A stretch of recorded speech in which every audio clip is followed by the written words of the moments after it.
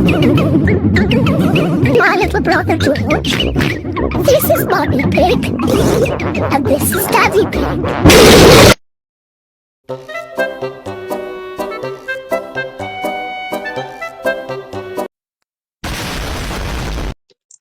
Pada suatu ketika, ada seseorang pemuda yang bernama Hang Tua, anak Hang Mahmud. Mereka bertempat tinggal di Sungai Duyung.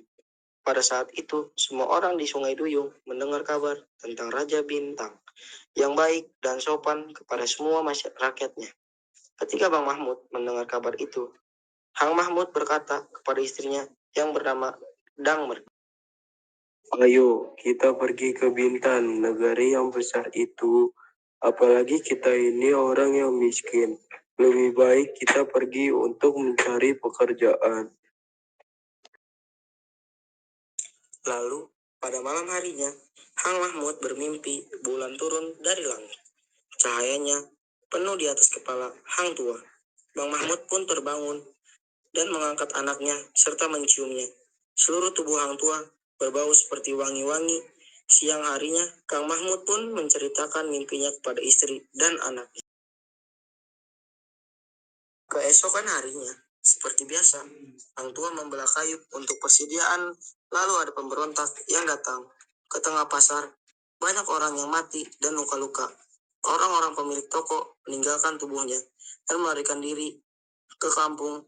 Gemparlah negeri tentang itu, dan terjadi kekacauan di mana-mana. Maka kata seorang anak yang menyaksikannya, Hai Hang Tua, hendak matikah kau tidak mau masuk ke kampung? Maka kata Hang Tua sambil membelah kayu, negeri ini memiliki prajurit dan pegawai yang akan membunuh. Ia pun akan mati. Maka kata seorang anak yang menyaksikannya, Dia akan menjadi perwira besar di tanah Melayu ini. terdengarlah berita itu oleh keempat kawannya, Hang Hebat, Hang Kasturi, Hang Legir, dan Hang Likesu.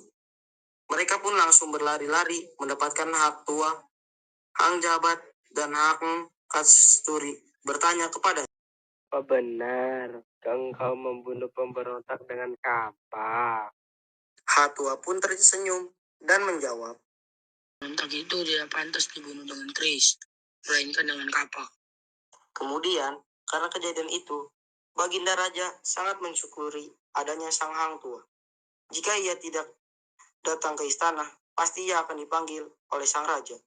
Maka, Tumenggung pun berdiskusi dengan pegawai-pegawai lain yang juga iri hati kepada Hang Tua. Setelah diskusi itu, datanglah mereka ke hadapan Sang Raja.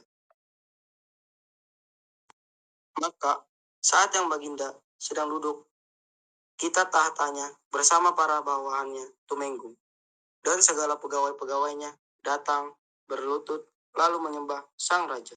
"Hormat tuanku, saya mohon ampun, dan berkat ada banyak berita tentang pengkhianatan yang sampai kepada saya. Berita-berita itu sudah lama saya dengar dari para pegawai-pegawai saya." Setelah Baginda Raja mendengar hal itu, maka Raja pun terkejut lalu bertanya, "Hei kalian, semua apa saja yang telah kalian ketahui?" Maka seluruh menteri-menteri itu menjawab, "Hormat tuanku, pegawai saya yang hina tidak berani datang, tetapi dia yang berkuasa itulah yang melakukan hal ini." Yang sedemikian itu, maka Baginda bertitah, "Tumenggung, katakan saja, kita akan membalasnya." Maka Tumenggung menjawab, "Hormat tuanku, saya mohon ampun, datang saja. Hamba takut karena yang melakukan hal itu Tuhan sangat menyukainya. Baiklah, kalau Tuhan percaya pada perkataan saya, karena jika tidak alangkah buruknya nama baik hamba seolah-olah menjelek-jelekan orang itu." Maka Raja pun terkejut lalu bertanya, "Siapakah orang itu?" "Sang Hang Tua kah?" Maka Tumenggung menjawab, "Siapa lagi yang berani melakukannya selain Hang Tua itu? Saat pegawai-pegawai hamba memberitahukan hal ini pada hamba, hamba sendiri juga tidak percaya Lalu hamba melihat Hang Tua sedang berbicara dengan seorang perempuan di istana Tuhan ini. Perempuan tersebut bernama Dang Setia. Hamba takut dia melakukan sesuatu pada perempuan itu, maka hamba dengan dikawal datang untuk mengawasi mereka. Mendengar hal itu, murkalah ia, sampai mukanya berwarna merah, padam, lalu ia bertitah kepada para pegawai yang berhati jahat itu. Pergilah, singkirkanlah si durhaka itu. Maka Hang Tua pun tidak pernah terdengar lagi di dalam negeri itu. Tetapi Hang Tua tidak mati karena si tua itu berwira besar. Apalagi dia menjadi wali Allah. Kabarnya sekarang ini Hang Tua berada di puncak bumi. Sungai Perak, di sana ia duduk menjadi raja. Setelah Batak dan orang hutan, sekarang pun raja ingin bertemu dengan seseorang. Lalu ditanyain orang itu dan ia berkata, Tidakkah Tuan ingin mempunyai istri? Saya tidak mempunyai istri lagi.